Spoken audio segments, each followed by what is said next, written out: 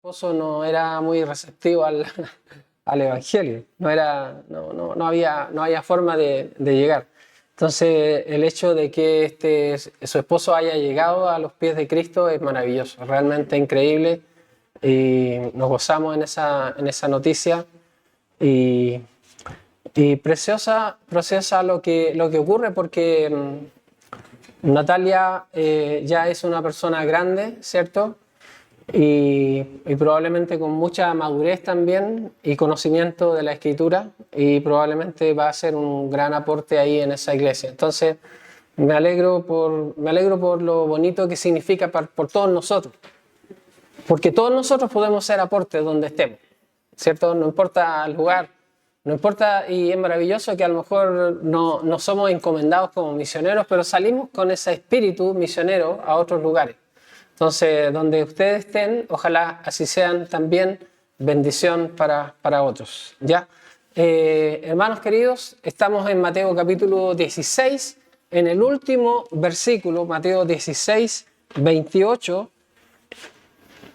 donde dice, Mateo capítulo 16, versículo 28, dice, de cierto os digo que hay algunos de los que están aquí que no gustarán la muerte hasta que hayan visto al Hijo del Hombre viniendo en su reino. Ya, esta es una profecía que hace nuestro Señor Jesucristo. Vamos a orar un momento. Padre, te doy gracias, Señor, por la bendición de poder reunirnos en tu nombre. Gracias por las buenas noticias, y también gracias, Señor, por todos nuestros hermanos que han podido llegar hasta esta reunión esta noche. Ruego, Dios, de que todos nosotros podamos salir edificados, Señor. Ayúdanos, Dios, y ayúdame a mí, Padre Santo. Te ruego, Dios, de que tú puedas, por tu Espíritu Santo, enseñarnos tu verdad, tu voluntad, Señor, y hacer aplicación de la Escritura a nuestras vidas. Gracias, Señor, por las buenas noticias que escuchamos de todos nuestros hermanos y la esperanza que tenemos en ti, Señor, de que tú siempre nos llevas de victoria en victoria. En el nombre de Jesús oramos y damos gracias. Amén. Bueno, según el desarrollo del capítulo, no sé si se acordarán ustedes, pero el desarrollo en el Evangelio de Mateo, llegamos a este capítulo 16 y el Señor Jesucristo se negó a dar señal a los incrédulos, estos saduceos y fariseos que vinieron a pedirle señal en los primeros versículos de este capítulo.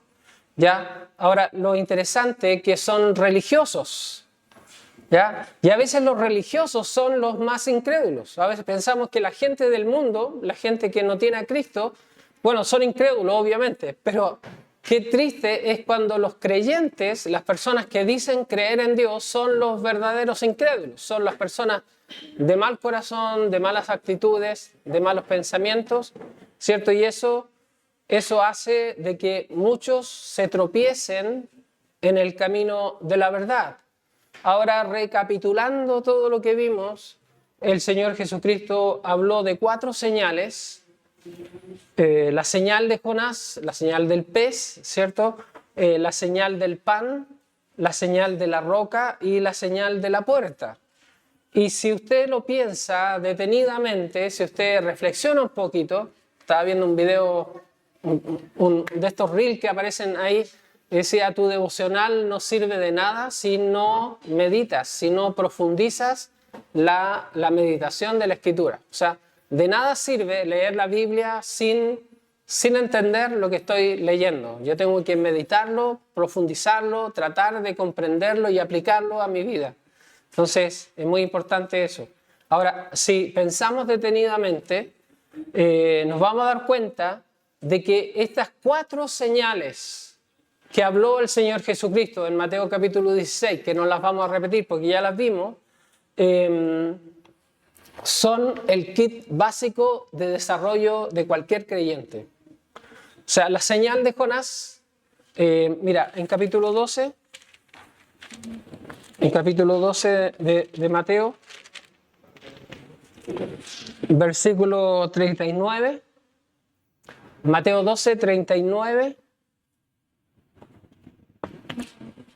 dice, él respondió y les dijo, la generación mala y adúltera demanda señal, pero señal no le será dada, sino la señal del profeta Jonás.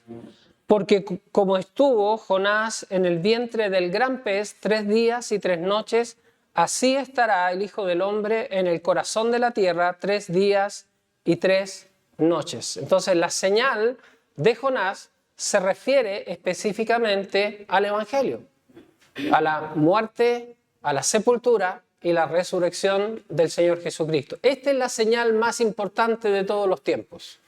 No existe otra. Uno puede decir, el Señor me sanó, el Señor transformó mi vida, el Señor cambió mi matrimonio. Eso son señales, son milagros que el Señor hace en nuestras vidas. Pero no hay milagro más grande que el milagro de la muerte, sepultura y resurrección del Señor Jesucristo, porque de eso basa nuestra fe. Si el Señor no resucitó, nosotros todavía estamos en nuestros pecados. Y vana es nuestra predicación y es vana nuestra fe. Entonces, el punto central de la fe de cualquier creyente es el Evangelio del Señor Jesucristo. Él murió, Él fue sepultado y resucitó al tercer día. Entonces, si eso no existe, todo lo demás no tiene ningún valor. Entonces, en primer lugar, la señal de la resurrección de nuestro Señor Jesucristo. El pan representa, obviamente, el alimento espiritual. Ahí tenemos un capítulo en Juan, capítulo 6, me parece que el Señor Jesucristo habla acerca de comer su carne y beber su sangre, y los judíos se espantan, ¿cierto? Entonces Jesús es nuestro alimento. Jesús es nuestro alimento. Él es el pan vivo que descendió del cielo. Pero también tenemos que entender que también significa la confianza en la provisión de Dios. Ya, no solamente Él es nuestro alimento, sino Él es nuestra esperanza. Ya, con Brian ayer estuvimos viendo el pasaje, ¿cierto?, de Filipenses, donde Pablo habla de que Él ha aprendido a pasar hambre como a tener abundancia, ¿cierto?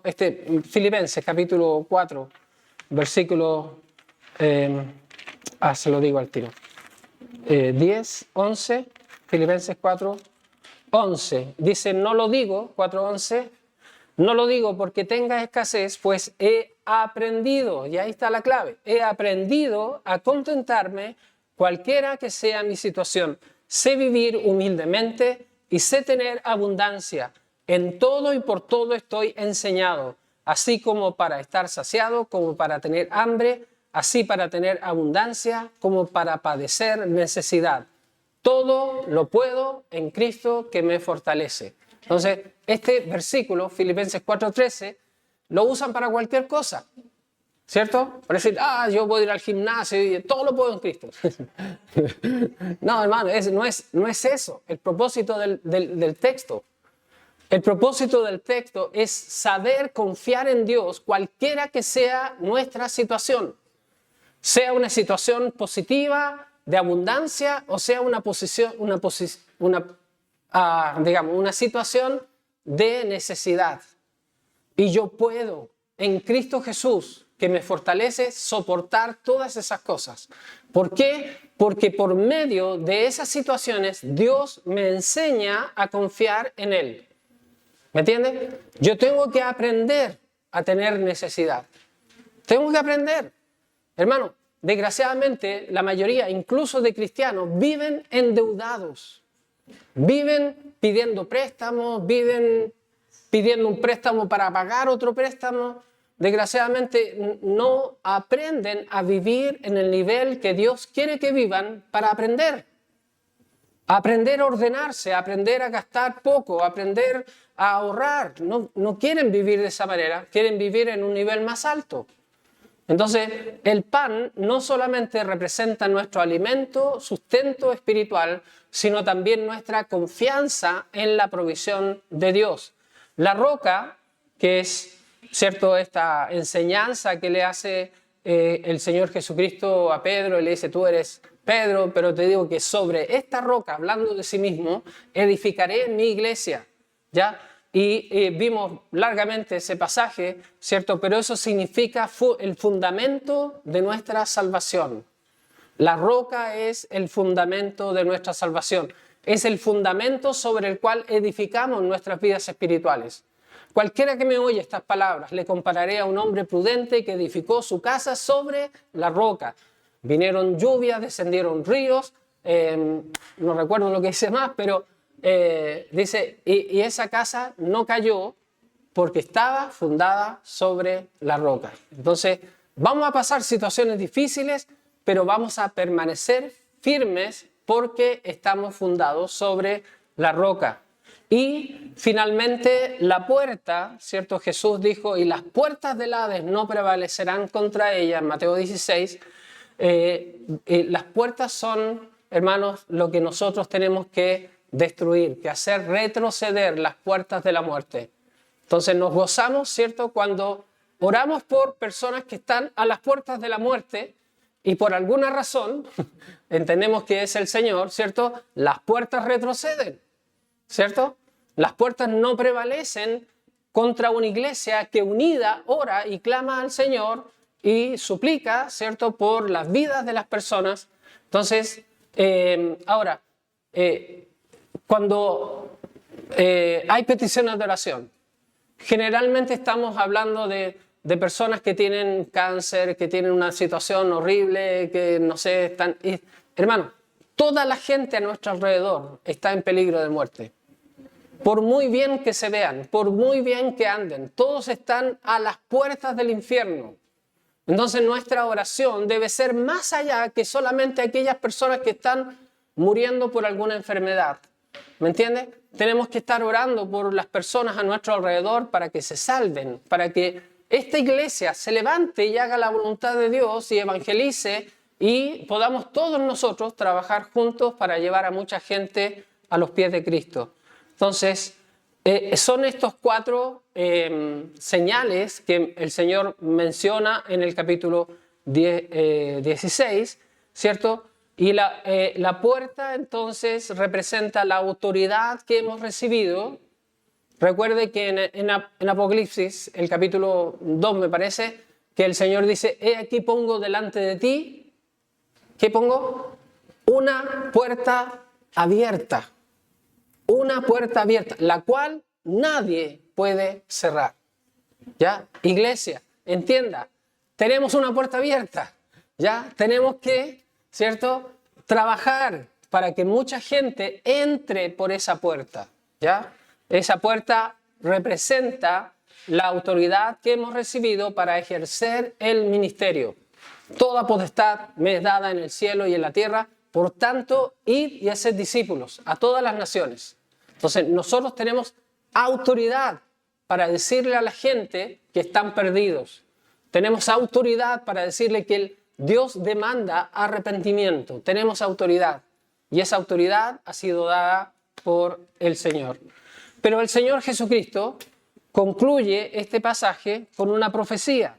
Aquí en Mateo capítulo 16 y el versículo 28 dice, de cierto os digo que hay algunos de los que están aquí que no gustarán la muerte hasta que hayan visto al Hijo del Hombre viniendo en su reino. ¿Ya? Esto es una profecía, ¿ya? ¿Y cuál es la profecía? Que algunos de los que están presentes con él, ahí, justamente los discípulos, los apóstoles, no gustarán la muerte hasta que hayan visto al Señor Jesucristo volver en su reino.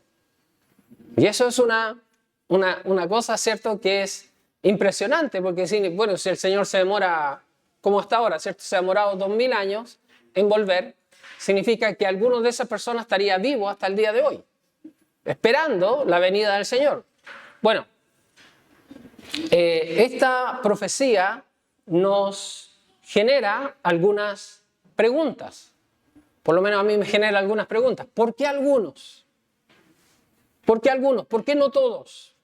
¿Cierto? Si tenemos un Dios que no hace acepción de personas, ¿por qué algunos van a quedar vivos hasta la venida del Señor y otros no? Ahora, si solo algunos van a quedar, de aquellos que están ahí con el Señor, seguramente son los 12 apóstoles, no hay más gente que ellos 12, ¿por qué decírselo a todos? ¿Por qué no tomar a esos algunos aparte y decírselo a ellos? Mira, ustedes van a permanecer hasta que yo venga, ¿ya? Es raro, ¿cierto? Bueno, si el Señor no hace acepción de personas con sus hijos, ¿hay en la obra del Señor algunos privilegiados? Pregunta, ¿ya? Entonces, lo más rápido posible, entiendo, hermanos, y también entiéndanme que no da el tiempo para ver cada detalle de este pasaje. Vamos a ver lo más rápidamente posible 3 aspectos de esta historia. Se los digo, el aspecto profético. Primeramente, lo que el Señor está hablando es de su segunda venida. ¿Usted sabe que Cristo vuelve? ¿Sí? ¿Está esperando eso? ¿Esperando eso? Amén, ¿cierto? Hay un aspecto práctico también, en segundo lugar, un aspecto práctico en cuanto al liderazgo. El Señor da un ejemplo, da una enseñanza en este aspecto. Y también un aspecto devocional en el sentido de sobre qué espera el Señor que hagamos mientras Él viene. ¿Qué es lo que espera? ¿Qué espera de nosotros?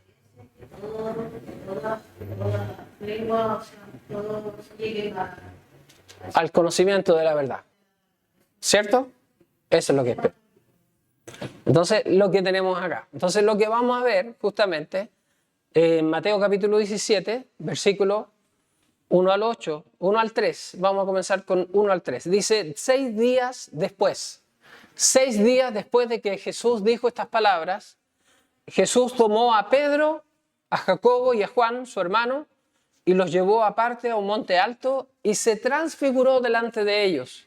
Y resplandeció su rostro como el sol y sus vestidos se hicieron blancos como la luz. Y aquí les aparecieron Moisés y Elías hablando con él. ¿Ya? El aspecto profético en cuanto a la segunda venida del Señor Jesucristo. Jesús tomó aparte a algunos de los 12.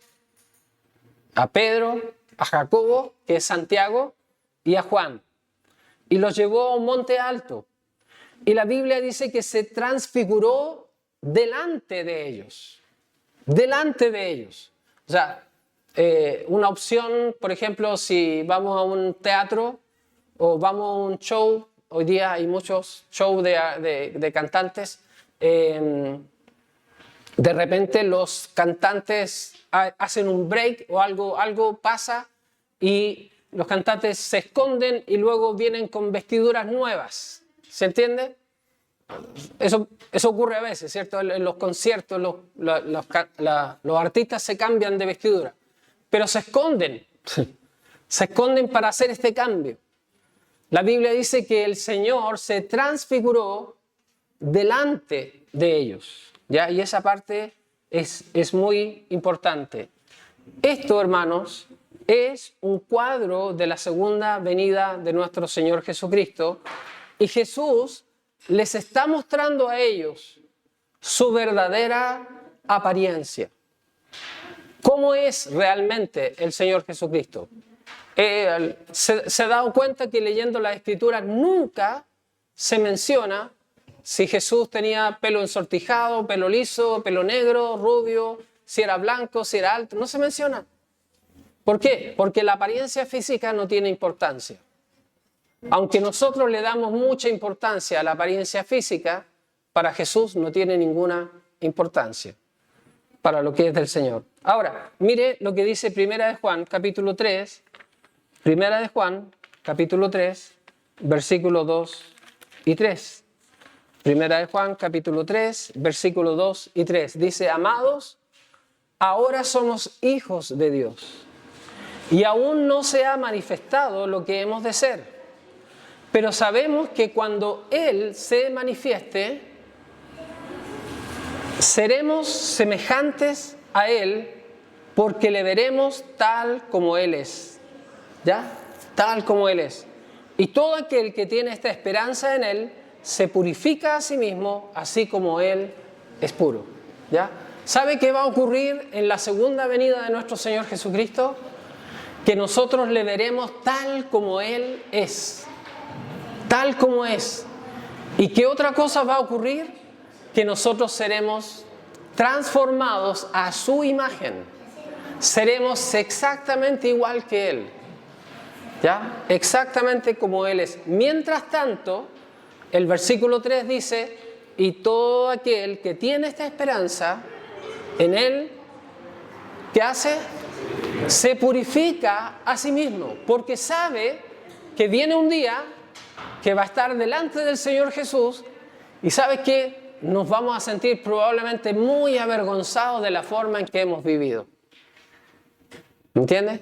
Si no hemos comprometido nuestro corazón a una transformación de nuestra vida, a una transfiguración, probablemente cuando llegue ese momento nos vamos a sentir horriblemente avergonzados.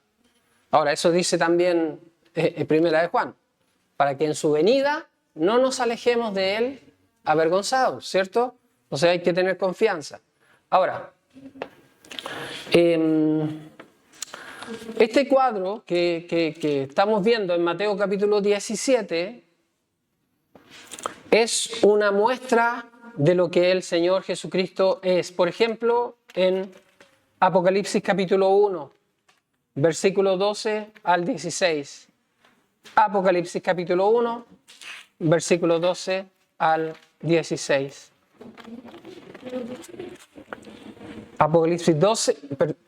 Apocalipsis capítulo 1, versículo 12 al 16. Dice, y me volví para ver la voz que hablaba conmigo, y vuelto vi 7 candeleros de oro, y en medio de los 7 candeleros, uno semejante al Hijo del Hombre, vestido de una ropa que llegaba hasta los pies y ceñido por el pecho con un cinto de oro. Su cabeza y sus cabellos eran blancos como blanca lana, como nieve, sus ojos como llama de fuego, y sus pies semejantes al bronce bruñido, refulgente como un horno, y su voz como estruendo de muchas aguas. Tenía en su diestra 7 estrellas, de su boca salía una espada aguda de 2 filos, y su rostro era como el sol cuando resplandece en su fuerza. ¿Ya? Es el mismo cuadro, en la misma situación que se presenta en Mateo capítulo 17, donde Jesús se transfigura y su rostro resplandece como el sol. ¿Ya? Es la misma persona. ¿Ah? Ahora, segunda de Pedro capítulo 1, versículo 16 al 18. Segunda de Pedro capítulo 1, versículo 16 al 18 dice, porque no os hemos dado a conocer el poder y la venida de nuestro Señor Jesucristo siguiendo fábulas artificiosas, sino como habiendo visto con nuestros propios ojos su majestad. Pues cuando Él recibió de Dios Padre gloria, honra y gloria, le fue enviada desde la magnífica gloria una voz que decía, este es mi Hijo amado, en el cual tengo complacencia. Y nosotros oímos esta voz enviada del cielo cuando estábamos con Él en el Monte Santo. ¿Ya? Aquí en mi Biblia aparece que esta carta fue escrita aproximadamente el año 66 después de Cristo. O sea, Pedro está recordando lo que nosotros estamos leyendo en Mateo capítulo 17, versículo 1 al 8. Pedro está recordando esta ocasión, esta situación, y él 33 años después la tiene absolutamente clara. O sea, significa de que es un hecho que impactó su vida. Él vio con sus propios ojos al Señor en toda su majestad. ¿Ya? Y dice, y nosotros oímos esta voz que venía del cielo, diciendo, este es mi Hijo amado, en el cual tengo complacencia. A Él oíd. ¿Ya? Entonces, Pedro, ¿por qué nosotros podemos mantenernos en las situaciones difíciles de la vida? Porque hay gente, hermanos, que a lo largo de la historia ha sido testigo de cosas que nosotros no hemos visto. Y ellos nos cuentan, como Pedro, como Juan, como Santiago, ellos nos cuentan lo que ha ocurrido. ¿Por qué el Señor no le contó a todo el mundo? ¿Por qué? Porque el Señor ha declarado a algunos sus verdades, sus misterios, sus cosas más profundas, ¿cierto? Aquí mismo, en 2 de Pedro, capítulo 3, versículo 15, dice: y tened entendido que la paciencia de nuestro Señor es para salvación, como también nuestro amado hermano Pablo, según la sabiduría que le ha sido dada, os ha escrito. ¿Ya? Pablo ha recibido revelación que ni siquiera Pedro ha recibido. ¿Ya? Y sin embargo, Pedro no está celoso, no está molesto. Pedro está orgulloso diciendo: mi hermano Pablo tiene revelaciones que nadie más entiende, solamente él. Y así debe ser nuestra actitud. Cuando hay entre nosotros personas que entienden la voluntad de Dios mejor que nosotros, debemos alegrarnos, debemos gozarnos. ¿Sí o no? Amén, yo creo que sí. Yo creo que sí, ¿cierto? Que bueno, si el Señor levanta un hombre poderoso, una mujer poderosa en las Escrituras, en la oración, en el evangelismo, en el discipulado, en cualquier parte del aspecto de la obra de la iglesia, nosotros debemos llenarnos de gozo, porque el Señor está usando a esa persona para su gloria. Entonces, no tenemos por qué sentirnos amenazados ni molestos, ¿cierto? Ahora, volviendo a Mateo capítulo 17, el Señor está diciendo estas cosas en un momento clave. En capítulo 16, versículo 21, dice: desde entonces comenzó Jesús a declarar a sus discípulos que le era necesario ir a Jerusalén y padecer mucho de los ancianos, de los principales sacerdotes y de los escribas, y ser muerto y resucitar al tercer día.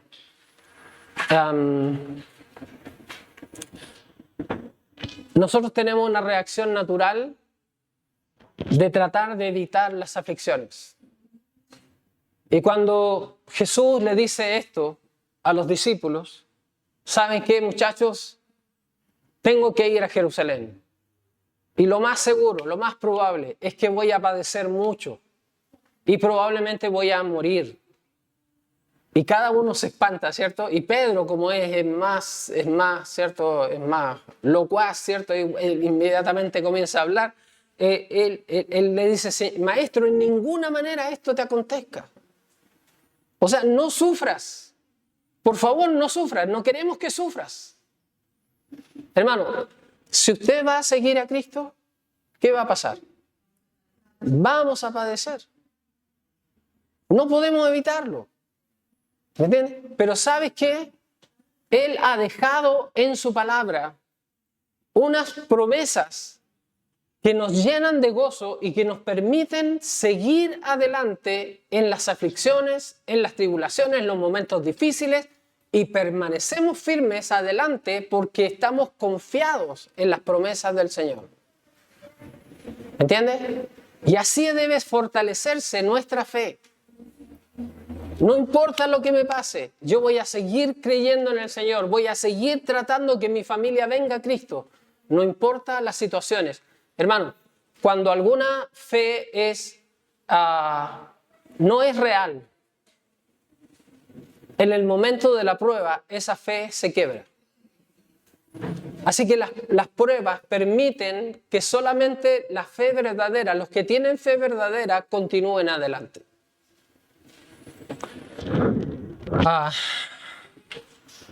Juan capítulo 16. Juan capítulo 16, versículo 22. Y esto, pero no recuerdo. Juan 16, 22. El Señor está hablando a los discípulos. Y dice: también vosotros ahora tenéis tristeza, pero os volveré a ver. Y se gozará vuestro corazón. Y nadie os quitará vuestro gozo.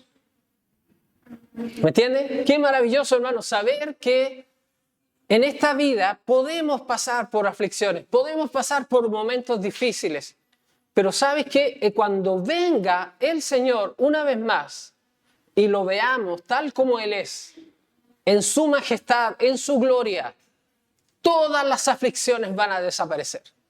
Todas las tristezas se van a olvidar.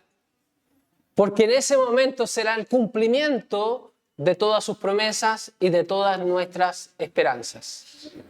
Entonces, hermanos, tenemos que mantenernos firmes en la fe, confiando en su segunda venida. Viene Cristo. Pablo escribe ahí, me parece, 2 Corintios, dice, Cristo viene pronto. Perdón, voy a buscarlo porque 2 Corintios, capítulo 13. No, es primera de Corintios, capítulo 16, entonces. Primera de Corintios 16. Primera de Corintios 16, por Dios. No.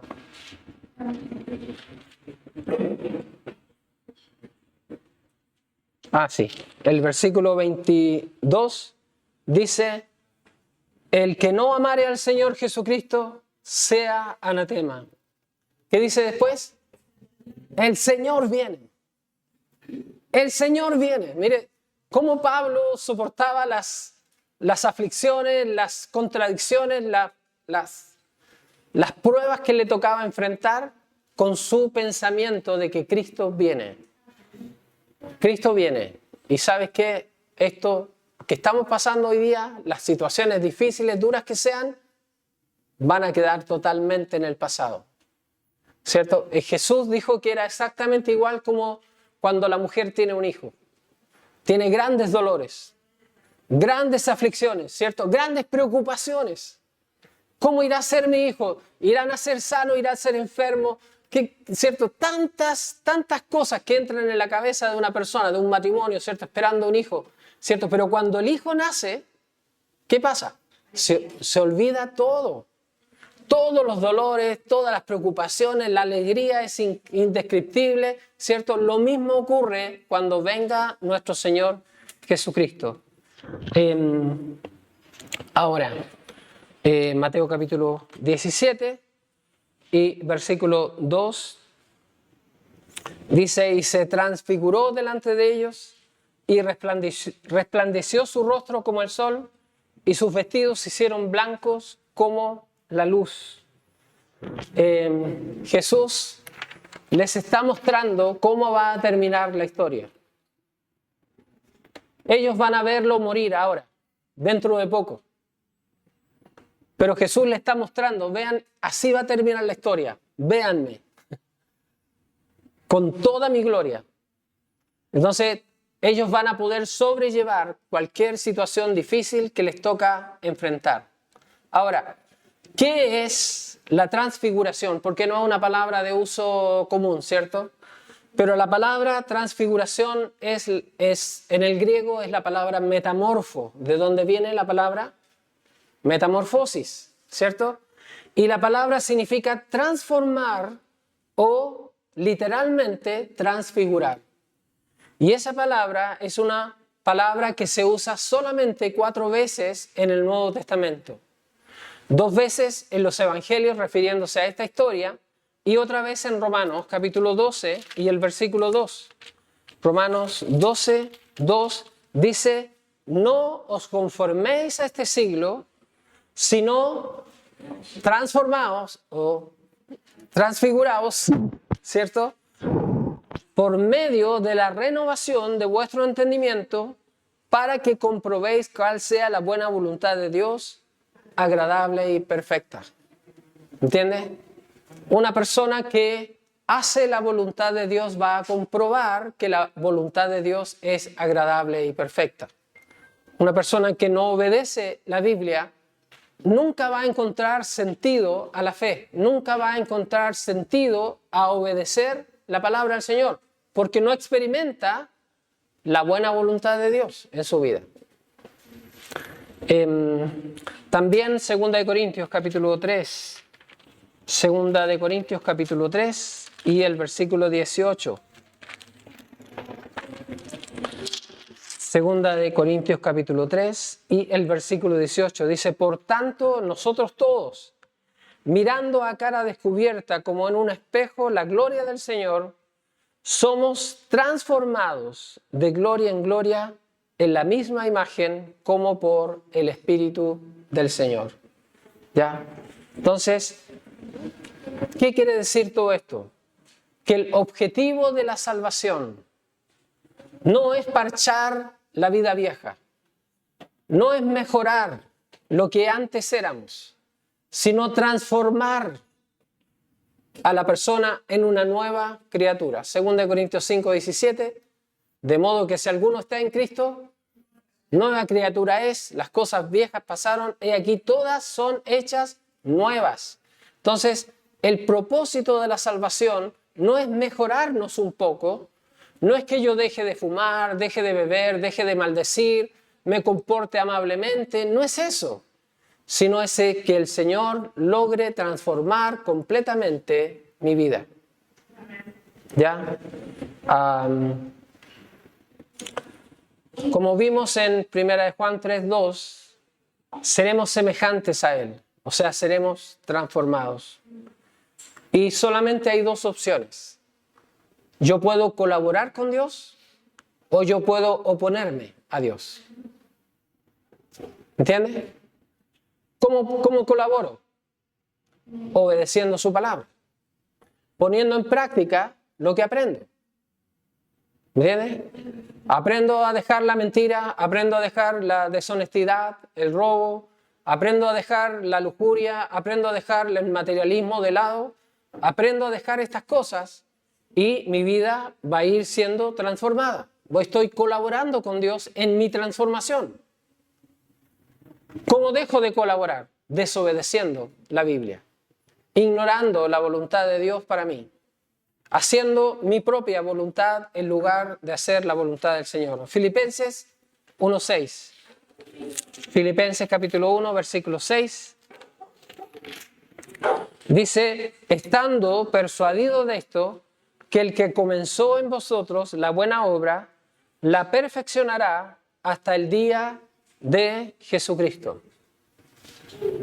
Estando persuadido, convencido de esto, que el que comenzó la buena obra en la vida de cada uno de nosotros, ¿qué va a hacer?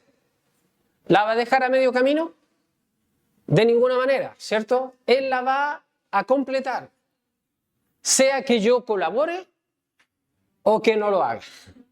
¿Ya? Ahora, ¿cuál va a ser la vida más difícil? Aquel que no colabora, ¿cierto? Porque ¿sabe cómo Dios nos cambia? A través de las aflicciones. A través de las aflicciones. Entonces, mientras más me opongo a hacer la voluntad de Dios, más aflicciones, más pruebas, más problemas van a venir a mi vida para que yo cambie mi manera de pensar, para que yo cambie mi conducta, para que yo cambie mis hábitos. Y Dios me va a enseñar a través de estas situaciones, me va a enseñar cómo hacer su voluntad. ¿Ya? Entonces, bueno, rápidamente vamos a Mateo capítulo 17, versículo 3 al 8.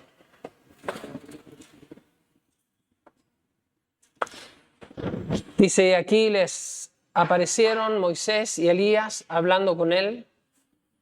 Entonces Pedro dijo a Jesús: Señor, bueno es para nosotros que estemos aquí. Si quieres, hagamos aquí 3 enramadas, una para ti, otra para Moisés y otra para Elías. Mientras él aún hablaba, una nube de luz los cubrió, y aquí una voz desde la nube que decía: este es mi Hijo amado, en quien tengo complacencia, a él oíd. Al oír esto, los discípulos se postraron sobre sus rostros y tuvieron gran temor. Entonces Jesús se acercó y los tocó y dijo: levantaos, no temáis. Y alzando ellos los ojos, a nadie vieron, sino a Jesús solo. ¿Ya? Tratando de ir rápido, el aspecto práctico en cuanto al liderazgo. Jesús apartó a Pedro, a Jacobo y a Juan como líderes entre los apóstoles. Jesús siempre hablaba en particular con estos tres. Ahora, él amaba igualmente a los 12, ¿cierto? No hay problema en eso, ¿cierto? Pero Jesús apartó a estos tres como líderes. Mira lo que dice en Gálatas capítulo 2, versículo 9. Gálatas capítulo 2, el versículo 9.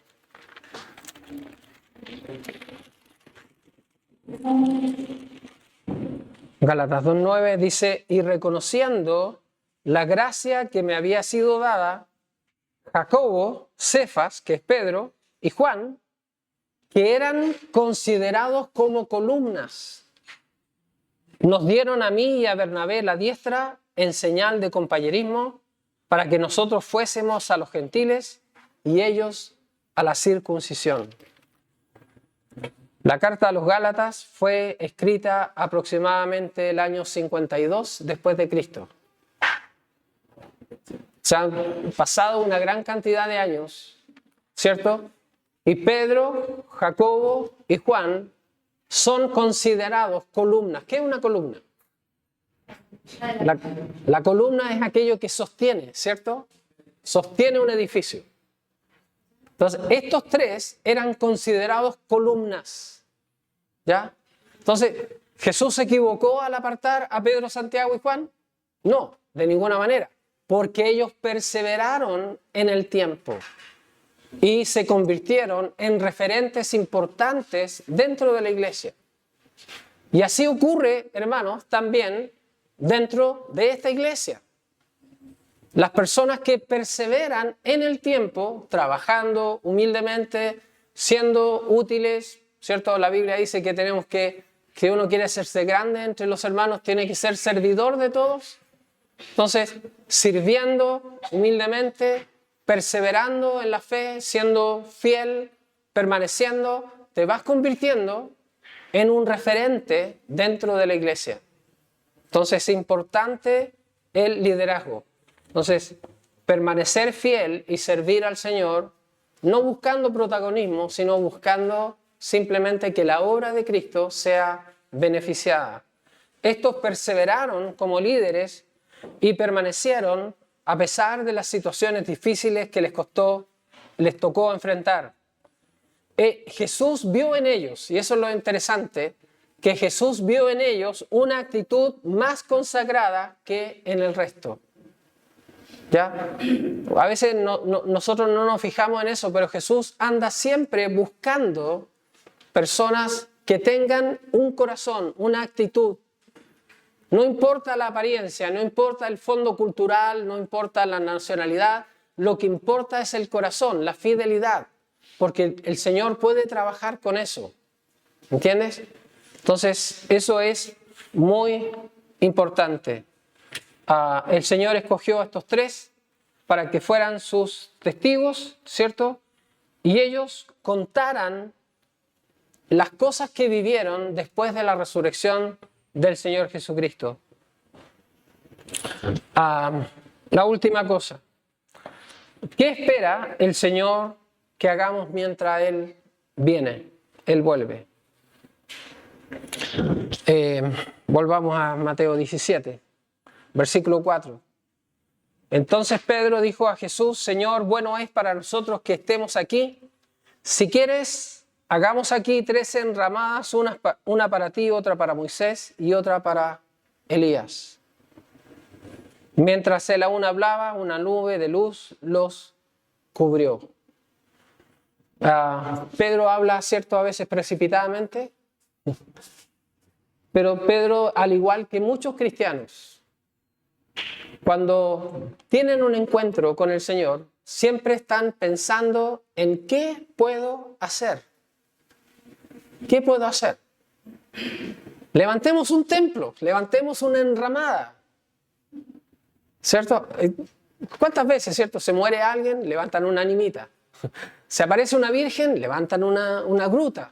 Hay que hacer algo. ¿cierto? Pero en el caso del Señor, ni siquiera lo toman en cuenta, no le responden.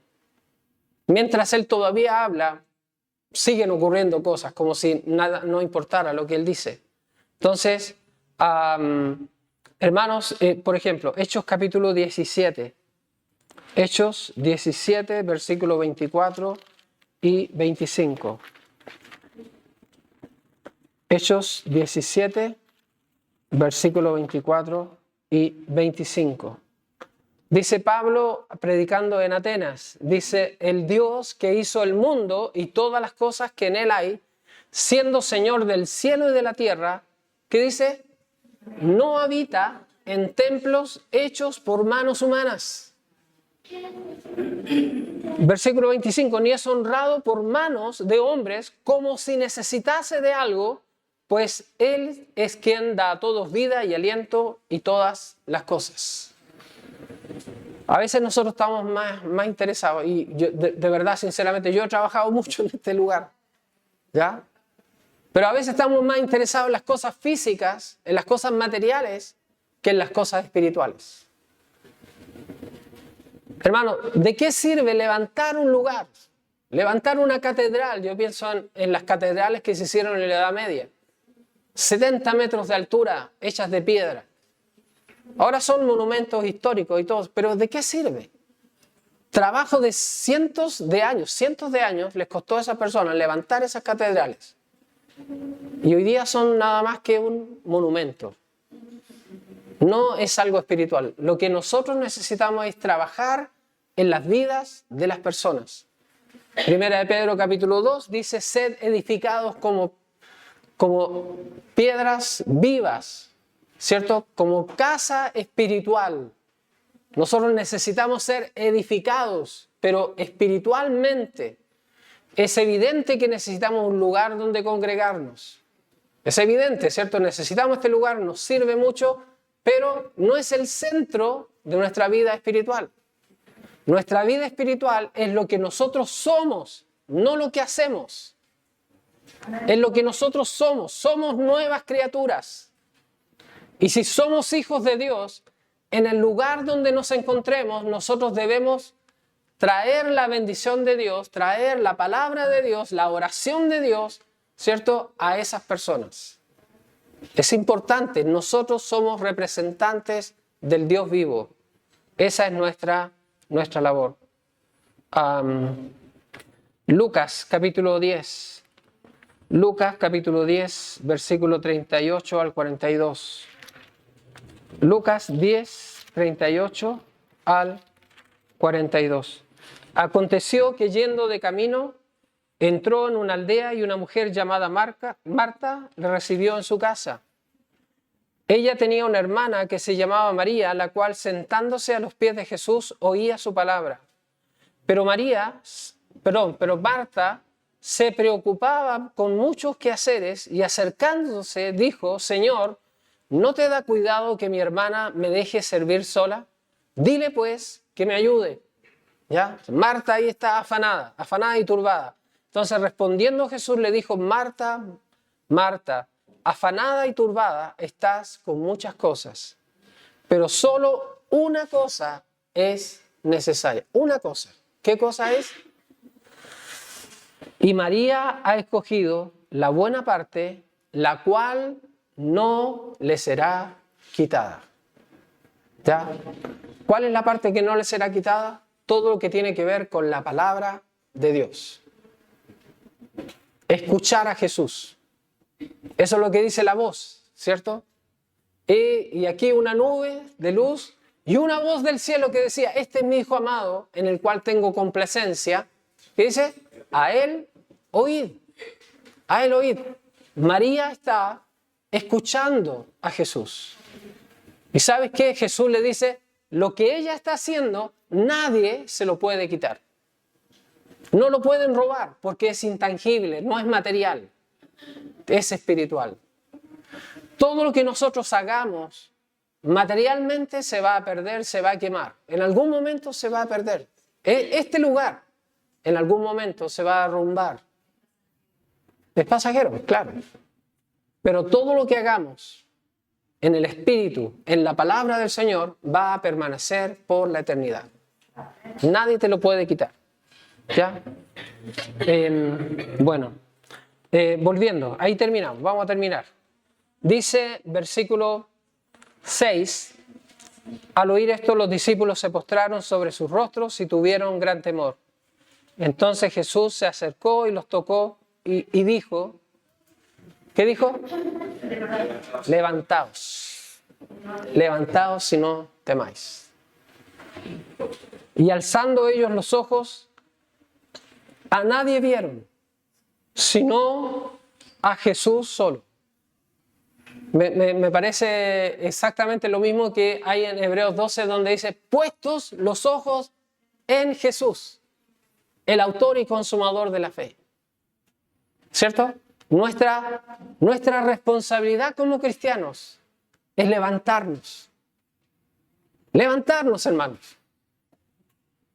Pastor, sabe que yo no sé testificar, no sé, sabe que me pierdo en la Biblia. Levántate, hermano, levántate, comienza a trabajar, a aprender la Escritura, teniendo relación con este libro para poder compartir la palabra de Dios a otras personas. Levántate, pon los ojos solamente en Jesús. Y otra cosa, no tengas temor. No tengas temor, ¿cierto? Hay tantas cosas que nos asustan. Nos asusta la vida, nos asusta la salud, nos asustan los problemas económicos, nos asusta la gente, nos da miedo hablarle, ¿cierto? Compartirle. No tengas temor.